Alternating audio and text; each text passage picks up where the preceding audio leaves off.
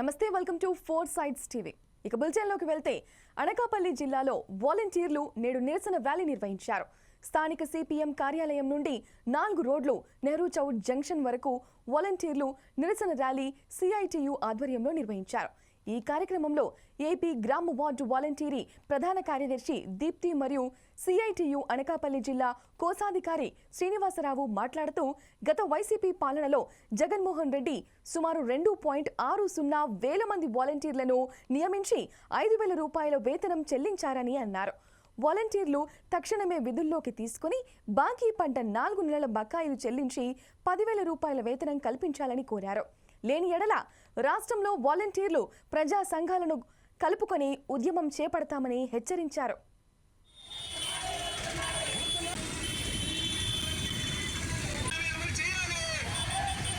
నేను సిఐటి అనకాపల్లి జిల్లా కోశాధికారి.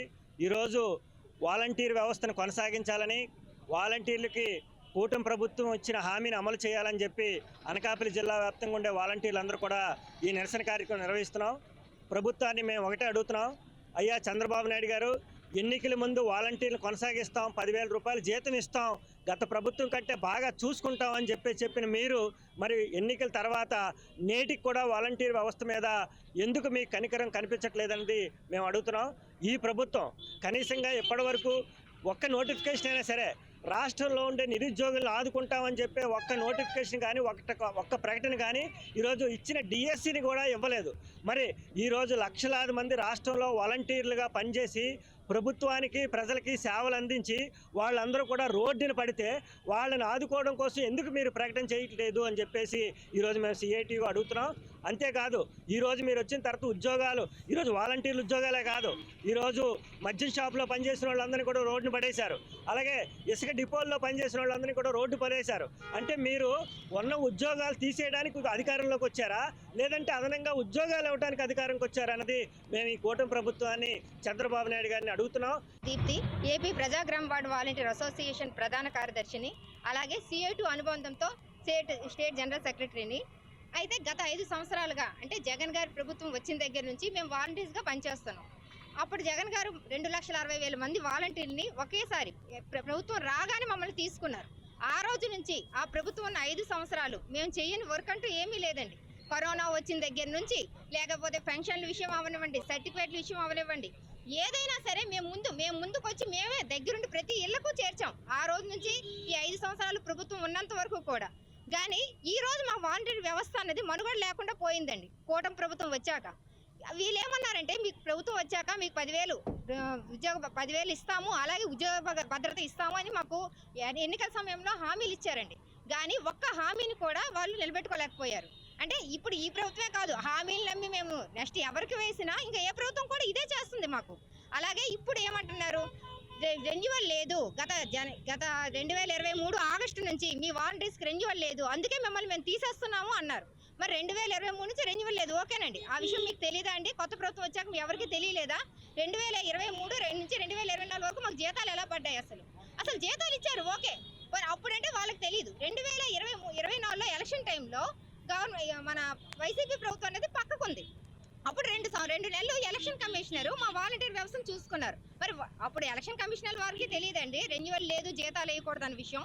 తర్వాత కొత్త ప్రభుత్వం వచ్చిన తర్వాత ఆగస్టు 9వ తేదీన బాల వీరాంజనేయులు గారు ప్రెస్ మీట్ పెట్టి ఏం చెప్పారు, మీకు వైసీపీ ప్రభుత్వం మోసం చేసింది, మీకు రెన్యువల్ చేయలేదు, అందుకే మీకు ఇన్ని రోజులు మేము జీతాలు వేయలేకపోతున్నాం, కానీ మేము మాత్రం ఖచ్చితంగా రెన్యువల్ లేని దాన్ని రెన్యువల్ చేసి చూపిస్తాము, మీకు ఉద్యోగ భద్రత కల్పిస్తాము, మీకు 10,000 జీతం పెంచుతాము, వాలంటీర్ వ్యవస్థ ఉంచుతామని అతనే ప్రెస్ మీట్లో చెప్పారు. మరి ఇప్పుడు ఏటైపోయిందంటే అది ఆ హామీ కూడా, అంటే గెలిచిన ముందు ఇచ్చిన హామీ నెరవేర్చరు, గెలిచిన తర్వాత ఇచ్చిన ప్రెస్ మీట్లో చెప్పిన హామీ నెరవేర్చరు. అంటే వాలంటీర్స్ ఎలాగైనా బయటికి రారు.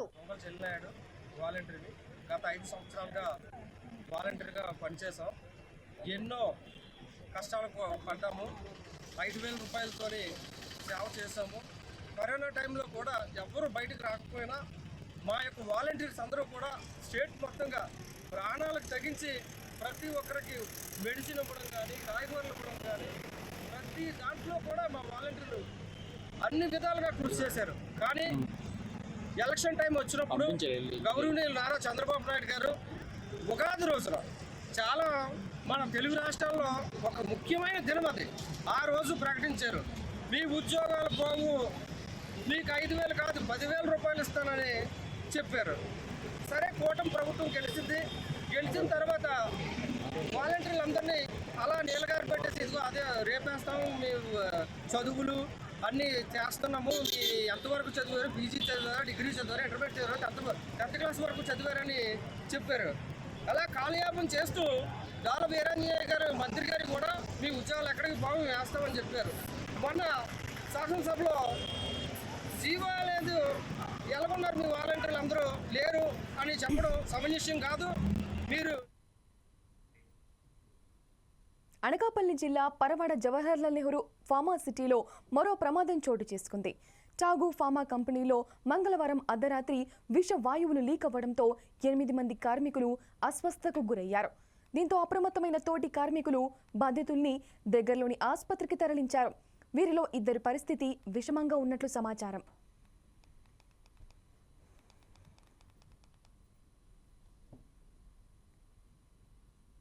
మరో ఘోర సంఘటన అనేటువంటి చోటు చేసుకుంది. అర్ధరాత్రి జరిగినటువంటి ఇస్వాయు లీకేజ్ కారణంగా 9 మంది అస్వస్థకు గురయ్యారు. ఒక కార్మికుడు అమిత్ బాగ్ అనేటువంటి కార్మికుడు ఒరిస్సా రాష్ట్రానికి చెందినటువంటి 23 సంవత్సరాలు ఉన్నటువంటి ఒక కార్మికుడు మృతి చెందాడు. 8 మంది కార్మికులు అస్వస్థకు గురైనటువంటి వాళ్ళు ఈ రోజు ఉదయాన్నే విశాఖపట్నంలో ఉన్నటువంటి ఒక పవన్ సాయి హాస్పిటల్ అనేటువంటి ప్రాథమిక స్థాయి హాస్పిటల్కి తరలించారు. తర్వాత వారికి పరిస్థితి విషమించడంతో కిమ్స్ ఐకాన్ అనేటువంటి విశాఖపట్నంలో ఉన్నటువంటి ఆసుపత్రికి తరలించారు. ఒక కాంట్రాక్ట్ కార్మికుడు మృతి చెందగా 8 మంది ఉద్యోగులు ఏదైతే కంపెనీ రికార్డుల్లో ఉన్నటువంటి ఉద్యోగుల్లో 8 మంది అస్వస్థకు గురయ్యారు. భద్రతా ప్రమాణాల యొక్క వైఫల్యం, భద్రతా ప్రమాణాలు పాటించకపోవడం, సక్రమైన మాస్కులు కూడా లేకపోవడంతో ఆ కార్మికులు అస్వస్థకు గురై ఆ రకంగా వాయువులు పీల్చి పడిపోయినటువంటి పరిస్థితి. అందుకని భద్రతా ప్రమాణాలు పాటించలేనటువంటి యాజమాన్యం మీద చర్యలు తీసుకోవాలా. భద్రతా ప్రమాణాలు కాకుండా యాజమాన్యాలు పూర్తిగా చట్టాలను ఉల్లంఘిస్తూ ఉన్నారు. భద్రతా ప్రమాణాలు గాలికి వదిలేస్తున్నారు.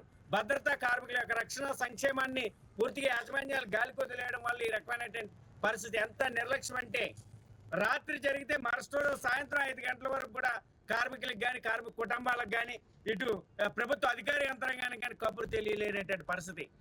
అస్తాపురం ఎస్సీజెడ్లో ఎసెన్షియల్లో 17 మంది ప్రాణాలు కోల్పోయారు. ముఖ్యమంత్రి గారు ₹1,00,00,000 ప్రకటించి ఆ రోజు ఆయన చెప్పింది ఏంటి, ఐ పవర్ కమిటీ ఉంటుంది, భవిష్యత్తులో ప్రమాదాలు జరగవు, ఆ ప్రమాదాలు నివారించే చర్యలు చేపడతామని. ఈరోజు వచ్చేసరికి ఏంటి, రాత్రి 9 గంటలకి ఈ ప్రమాదం జరిగింది. ప్రమాదం జరిగిన తర్వాత ఉదయం 6 గంటల వరకు హాస్పిటల్కి పంపించలేదు. దీని తీవ్రతకు సంబంధించిన దాంట్లో కూడా వాళ్ళు చెప్తున్న హెచ్ఆర్ కానీ మిగతా వాళ్ళు చెప్తుంది ఏంటంటే అంత పెద్ద తీవ్రత కాదని. ఎందుకు ఒక ఆయన చనిపోయాడు, దీనికి సంబంధించిన దాంట్లో రాత్రి 9 గంటల నుండి ఉదయం 6 గంటల వరకు ఎందుకు ఇక్కడ ఉంచాల్సి వచ్చింది, ప్రాథమిక చికిత్స కోసం కూడా సాయి పవన్ హాస్పిటల్ వడ్లపూడి దగ్గర తీసుకెళ్లారు. అంటే దీనికి సంబంధించిన తీవ్రత కూడా యాజమాన్యం సరిగ్గా పట్టించుకోలేదు. ఆ తర్వాత అది తీవ్రంగా ఉందని చెప్పి ఒక ఆయన చనిపోయిన తర్వాత ఇప్పుడు కిమ్స్ ఐకాన్లో చికిత్స పొందుతూ ఉన్నారు. అందులో 2 ఐసీయూలో ఉన్నారు. అంటే దాదాపు 9 మందిలో ఒక ఆయన చనిపోయాడు, 2 అస్వస్థతకు ఐసీయూలో ఉన్నారు. మిగతా వాళ్ళు ఎవరైతే 6 ఉన్నారో వాళ్ళకి చాలా ఇబ్బంది అవుతుంది. దీనికి సంబంధించిన దాంట్లో ఇంత పెద్ద ప్రమాదం జరిగితే కనీసం ఫ్యాక్టరీ ఇన్స్పెక్టర్స్ కానీ లేదు పొల్యూషన్ కంట్రోల్ బోర్డు కానీ ఇక్కడ లేదా ఎంఆర్ఓ కానీ ఆర్డీఓ కానీ జిల్లా అధికారులకు ఎవరికి తెలియదు. అంటే నిగూఢంగా ఉంచారనే దాంతో, అంటే చనిపోకపోతే ఈ ప్రమాదం ప్రెస్ వాళ్ళు బయటికి తీసుకోకపోతే వాళ్ళంతా ఇష్టారాజ్యంగా వ్యవహరించే పరిస్థితి. ఎందుకు ఈ రకంగా వ్యవహారం చేస్తుంది అంటే మేము ఏం చేసినా ప్రభుత్వాలు మా తరఫున ఉన్నాయి, అధికార యంత్రాంగం మా తరఫున ఉంది, మేమేమైనా చేయొచ్చు అనే దగ్గర ఇండికేషన్స్ ఇస్తుంది. సరైనది కాదు. ఎందుకంటే దాదాపు ఇక్కడున్న ఫార్మా జెడ్లో కానీ ఎస్సీజెడ్లో కానీ 75,000 మంది కార్మికులు ఉన్నారు. నిరంతరం ప్రమాదాలు జరుగుతూ ఉన్నాయి. దీనికి నిఘా వ్యవస్థ ఏమైనా ఉందా, నిఘా వ్యవస్థ లేదు. లేదు ప్రమాదక హెచ్చరికలకు సంబంధించిన దాంట్లో ఏమైనా ఉందా, దానికి లేదు. మేము వెళ్ళి ఆ బాయిలర్ దగ్గర మేము వెళ్ళి చూసాం. ఆ బాయిలర్కి సంబంధించిన దాంట్లో లోపల ఏదైతే కెమికల్స్ ఉన్నాయో రియాక్ట్ అయ్యింది. వాళ్ళు ఏం చేశారంటే వెంటనే డమ్మీ చేసేసారు. దానికి ఉన్న ఏదైతే కనెక్షన్ ఉందో బయటికి తీయాల్సిన కనెక్షన్ కూడా తీసేశారు. అంటే దానికి కావాల్సిన ఎంక్వైరీకి కావాల్సినవన్నీ తీసేసి ఏం జరగలేదనే పరిస్థితి ఉంది. అదే కాదు, దానికి సంబంధించిన దాంట్లో ఇంత ప్రమాదం జరిగితే సున్నం వేశారని చెప్తున్నారు. అంటే డమ్మీ చేయడానికి సున్నం వాడారు, అంటే ప్రమాదాన్ని తగ్గించేదానికి. అంటే యాజమాన్యం తనకు నచ్చినట్టు తనకు వ్యవహారం చేసే పద్ధతి ఉంది. ఇది సరైనది కాదు. ఒకవైపున ప్రభుత్వాలు కార్మికుల పక్షాన్ని ఉంటాయి అని చెప్తున్నాయి. ముఖ్యమంత్రి రేవంత్ రెడ్డి ప్రజా పాలనను చూసి ఓర్వలేక బీఆర్ఎస్ వర్కింగ్ ప్రెసిడెంట్ కేటీఆర్ నోటికొచ్చినట్లు మాట్లాడుతున్నారని ప్రభుత్వ విప్ బీర్ల ఐలయ్య విమర్శించారు. సీఎం చెప్పినట్లుగా కేటీఆర్ కు మైండ్ దొబ్బిందని ఘాటు వ్యాఖ్యలు చేశారు. కేటీఆర్ వ్యాఖ్యలపై స్పందించిన ఐలయ్య కేటీఆర్ కు మైండ్ ఉందా లేక అందులో అశుద్ధం ఉందో అర్థం కావడం లేదన్నారు. సైకో రామ్ తన శాడిజాన్ని చూపిస్తున్నాడని, అతడి మెదడంతా రేవంత్ రెడ్డిపై అక్కసు, ద్వేషం, పగతో నిండిపోయిందని ఆరోపించారు. కేటీఆర్ మొహంలో వికృతానందం, అహంకారం కొట్టొచ్చినట్లు కనిపిస్తున్నాయి. కళ్లల్లో ద్వేషం, ఒంటి నిండా ఉక్రోషంతో ఊగిపోతూ నోటికొచ్చిన సొల్లువాగుడు వాగుతున్నాడని ఆగ్రహం వ్యక్తం చేశారు. రేవంత్ రెడ్డి గారి ప్రజాపాలన ద్వారా ప్రజలలో వస్తున్న ఆదరణ చూసి టీఆర్ఎస్ ముఖ్యంగా కేటీఆర్ గారికి మైండ్ దొబ్బింది. అసలు కేటీఆర్ మైండ్లో ఆ బుర్రలో మైండ్ ఉందా పెండ ఉందా అర్థమైతలేదు. పాడిన మాటలే ఒకటే తిరిగా మాట్లాడి 10 సంవత్సరాలు ఆదాని సొంత ఫ్లైట్లో తిరిగి 10 సంవత్సరాలు దోస్తాన్ చేసి మీరు ఎట్లయితే తప్పులు చేస్తారో మేము కూడా అట్లా తప్పులు చేస్తున్నాడు మతి భ్రమించి ఇలా మైండ్ దొబ్బి కేటీఆర్ మాట్లాడుతుండు. కేటీఆర్ మాట్లాడిన మాటలో ఆయన ప్రెస్టేషన్ కానొస్తుంది. ఆయన ముఖ కవలికల్లో ఇలా ఏదో కోల్పోయినాం మేము తెలంగాణలో, అధికారం కోల్పోయినటువంటి ఆలోచన, అధికారం కోల్పోయినటువంటి మత్తులో ఇంకా కూడా తేలికపోతలేడు కేటీఆర్. మా గౌరవ ముఖ్యమంత్రి తెలంగాణలో ప్రజాపాలన ద్వారా వస్తున్నటువంటి ఆదరణ చూసి ఓర్వలేక ఏదైతే ఆదాని గారు స్కిల్ యూనివర్సిటీ కోసం 100 కోట్లు ఇస్తే మా గౌరవ ముఖ్యమంత్రి సమస్యలకు తావు ఇవ్వద్దు, ఎక్కడ కూడా ఏ విధమైనటువంటి లొసుగులు కానీ లోటుపాట్లు ఉండొద్దని చెప్పి ఇచ్చిన 100 కోట్లని వెనక్కి పంపిస్తే ఇవాళ స్కిల్ యూనివర్సిటీని బదనాం చేయాలని చెప్పి, స్కిల్ యూనివర్సిటీ డెవలప్ అవ్వద్దని చెప్పి కేటీఆర్ పిచ్చి మాటలు మాట్లాడుతున్నాడు. మరి 10 సంవత్సరాలు మీరు అదాని ఫ్లైట్లో తిరిగి మీరు చేసుకున్నటువంటి చీకటి ఒప్పందాలు, మీరు చేసుకున్న రహస్య ఒప్పందాలు, మీరు ఎన్నో కాంట్రాక్ట్లు ఆయనకి ఇచ్చి ఇలా మా గౌరవ ముఖ్యమంత్రి బదనాం చేయాలని తెలంగాణలో మా గౌరవ ముఖ్యమంత్రి ప్రజాపాలన ద్వారా ప్రజల మన్ననలు పొందుతుంటే ఇవాళ 1 సంవత్సరంలోనే ప్రజలలో మంచి మైలేజ్ తెచ్చి మంచి ఇమేజ్ వచ్చినటువంటి మా ముఖ్యమంత్రి మీద బురద చల్లాలని కేటీఆర్ మళ్ళీ కూడా పిచ్చి బావుడు వాగుతున్నాడు. మరి కేటీఆర్కు మతి భ్రమించినట్టుంది. ఒకసారి ఎర్రగడ్డ పోయి చూపించుకుంటే బాగుంటుంది. ప్రతి విషయాన్ని పదే ప్రజలు, తెలంగాణ ప్రజలు మళ్ళొక్కసారి మోసం చేయడానికి ఇలా ఆదాని 100 కోట్లు అంటాడు. మేము ఆదాని 100 కోట్లను మా గౌరవ ముఖ్యమంత్రి మాకొద్దు అని చెప్పి రిటర్న్ చేసిండు. ఆయన చేసుకున్న ఒప్పందాల మీద కూడా పునరాలోచన చేస్తున్న మా గౌరవ ముఖ్యమంత్రి రేవంత్ రెడ్డి గారు ఇలా ప్రజాపాలన ద్వారా తెలంగాణలో మహిళలకు పెద్దపీట వేసి మేము మహిళలకు ఉచిత ఆర్టీసీ కాకుండా 500కే గ్యాస్ ఇచ్చి ప్రతి ఇంటికి 200 యూనిట్ల ఉచిత విద్యుత్ ఇచ్చి రైతన్నలకు పెద్దపీట వేసి భారతదేశ చరిత్రలోనే ఏకకాలంలో 18,000 కోట్ల రుణమాఫీ చేసిన చరిత్ర మా గౌరవ ముఖ్యమంత్రి.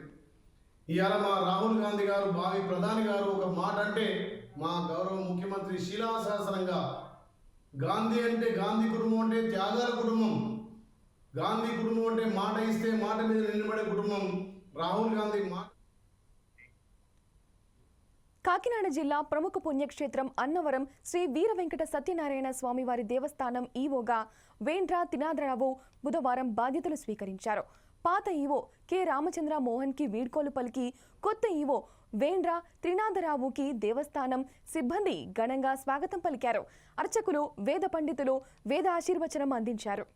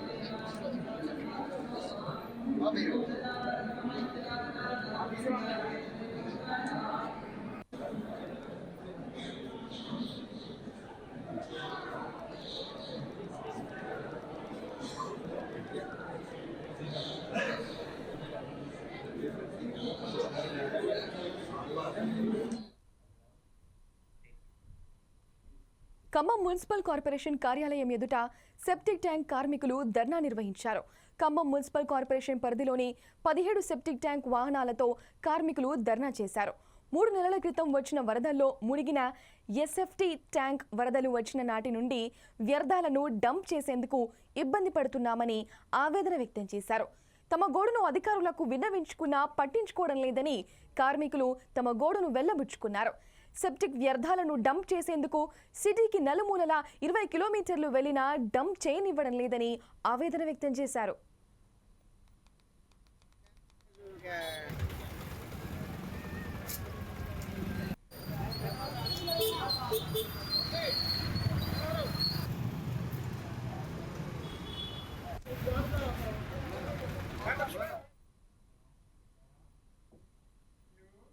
భద్రాద్రి కొత్తగూడెం జిల్లా దమ్మపేట పోలీస్ స్టేషన్ ఎదుట ఓ మహిళ తన కూతురుకు న్యాయం చేయాలంటూ పెట్రోల్ వంటిపై పోసుకొని ఆత్మహత్య యత్నానికి పాల్పడింది.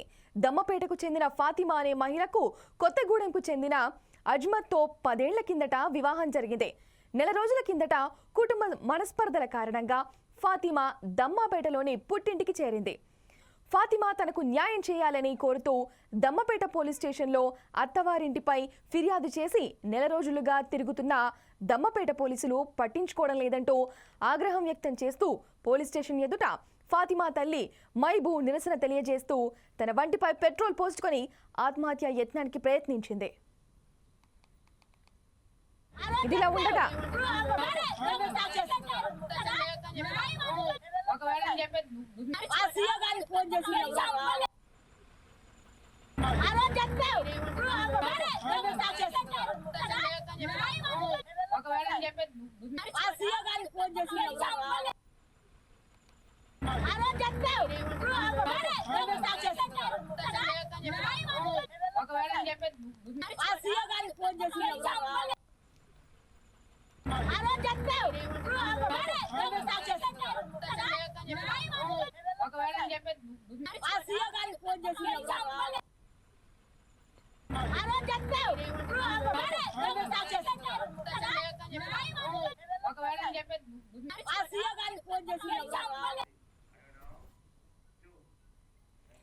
ఇదిలా ఉండగా ఈ వివాదంలో కొత్తగూడెం ఎమ్మెల్యే కూనంనేని సాంబశివరావు ఒత్తిడి కారణంగానే పోలీసులు తమ ఫిర్యాదులను పట్టించుకోవడం లేదని, పోలీసులు రౌడీ షీటర్లకు ప్రాధాన్యత ఇస్తున్నారని, తమకు న్యాయం జరగకపోతే ఆత్మహత్య చేసుకుంటారని బాధిత కుటుంబ సభ్యులు ఆగ్రహం వ్యక్తం చేశారు.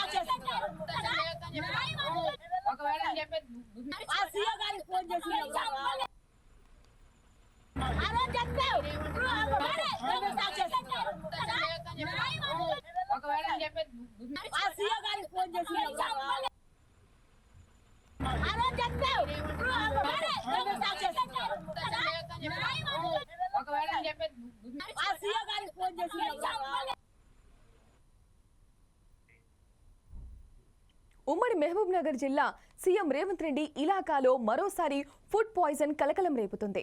గత 3 రోజుల కిందట ఫుడ్ పాయిజన్ కు కారణమైన వారిపై చర్యలు తీసుకున్నా తిరిగి మళ్లీ అదే వైఖరి కొనసాగడంతో విద్యార్థుల తల్లిదండ్రులు ఆగ్రహం వ్యక్తం చేస్తున్నారు. ఒకవైపు మధ్యాహ్న భోజనంలో ఉడకని ఆలుగడ్డ పెట్టారంటూ విద్యార్థులు ఆరోపణ చేస్తున్నారు. అయితే వైద్యులు మాత్రం బయట ఫుడ్ తినడం వల్ల ఇలా జరిగిందని అంటున్నారు. ఇక ఇదే విషయంపై మరింత సమాచారం కోసం ప్రభుత్వ ఆసుపత్రి సూపరింటెండెంట్తో మా ఉమ్మడి మహబూబ్ నగర్ ప్రతినిధి Chandu face to face. Narayanpet జిల్లా మాగనూరు జెడ్పీ పాఠశాలలో గత 3 రోజుల క్రితం ఫుడ్ పాయిజన్ అయి 50 మంది అస్వస్థకు గురయ్యారు. అదేవిధంగా నిన్న కూడా 26 మంది ఫుడ్ పాయిజన్ అయి అస్వస్థకు గురయ్యారు. అదే విషయంపై మాట్లాడడానికి మన దగ్గర సూపరింటెండెంట్ ఉన్నారు, మాట్లాడదాం. చెప్పండి, ఎంతమందికి ఫుడ్ పాయిజన్ అయింది, ఏ రకంగా అయింది? ఇప్పుడు అక్కడ ఎంతమంది అయిందో నాకు తెలియదు. మన దగ్గరికి మాత్రం నాగనూరుకి వెళ్ళి 2 పేషెంట్లని ఇక్కడ షిఫ్ట్ చేసినారు జీజీహెచ్కి. నిన్న ఈవినింగ్ 7:30, 8 o'clockకి వచ్చినారు. ఒక పాప పేరేమో త్రినేత్ర, ఇంకొక పాప పేరేమో దీపిక. ఓకే, ఒక అమ్మాయి ఏజ్ ఏమో 14 ఇయర్స్, ఇంకొక అమ్మాయి ఏజ్ ఏమో 13 ఇయర్స్. వాళ్ళకి పెద్ద కంప్లైంట్స్ లేదు, ఓన్లీ వన్స్ వామిటింగ్ చేసుకున్నారు, ఏదో కొద్దిగా టెన్షన్ పడ్డారు. ఆ టెన్షన్ వల్ల హైపర్ వెంటిలేషన్ అంటాం కదా మనం, గాబరా అయినప్పుడు అట్లా వాళ్ళు ప్రికాషనరీ మెజర్స్ కోసం మన హాస్పిటల్కి పంపించినారు. రాగానే పేషెంట్ సిన్స్ బిగినింగ్ స్టేబుల్గానే ఉన్నది. మార్నింగ్ కూడా దే హ్యాడ్ బ్రేక్ఫాస్ట్. మనం ఇడ్లీ సర్వ్ చేసినాము, కొద్దిసేపు అయిన తర్వాత ఉప్మా కూడా సర్వ్ చేసినాము, బాయిల్డ్ ఎగ్ ఇచ్చినాము. Patient condition absolutely stable. అన్ని ఇన్వెస్టిగేషన్స్ చేయించినాము, serum electrolytes, ultrasound of abdomen, x-ray chest అన్నీ నార్మలే ఉన్నాయి. 24 అవర్స్ అబ్జర్వేషన్ కోసం పెట్టినాము. డెఫినెట్గా రేపు మార్నింగ్ మా as per our consultant, paediatric consultant, ఆయన అడ్వైస్ ప్రకారం రేపు మార్నింగ్ డిశ్చార్జ్ చేయాలి. అంటే మొదటిగా ఈ హాస్పిటల్కి నిన్న వచ్చినప్పుడు ఎంతమంది వచ్చింది, ప్రస్తుతం ఎంతమంది ఉన్నారు, వాళ్ళ పరిస్థితి ఎలా ఉంది? వచ్చిందే ఇద్దరు, మనకు అక్కడికి వెళ్ళి రిఫర్ అయింది ఇద్దరు కూడా కండిషన్ స్టేబుల్గానే ఉంది. వచ్చినప్పుడు కూడా పెద్ద కంగారు పడాల్సిన అవసరం లేదు. కొద్దిగా వాళ్ళు పిల్లలు కదా, చిన్నపిల్లలు, మొన్ననే ఇన్సిడెంట్ అయింది, అందువల్ల దానివల్ల గాబరా ఎక్కువ అయినారు. నచ్చ చెప్పినాము, సైకలాజికల్ కౌన్సిలింగ్ చేసినాము, చేసి రెగ్యులర్ ట్రీట్మెంట్, బేసిక్ ట్రీట్మెంట్ ఏముంటుంది ఎంటరైటిస్కి, యాంటీబయాటిక్, యాంటీఎమిటిక్స్, ఐవీ ఫ్లూయిడ్స్ పెట్టినాము. పిల్లలు మాత్రం నో దే ఆర్ 99.99% స్టేబుల్గానే ఉన్నారు ఎట్ ప్రజెంట్. అయితే ఒకవైపు ఏమో ఫుడ్ పాయిజన్ అంటున్నారు, ఇంకా నిన్న ఆరోపణలు చేసినటువంటి స్థానిక ఎమ్మెల్యే కూడా ఏమంటున్నారంటే బయటి ఫుడ్ తినడం వల్ల పాయిజన్ అయిందని చెప్పేసి అంటున్నారు. మీరు చేసిన రిపోర్ట్లలో ఏం తెలియదు? వాళ్ళకు డీటెయిల్ హిస్టరీ తీసుకున్నాము.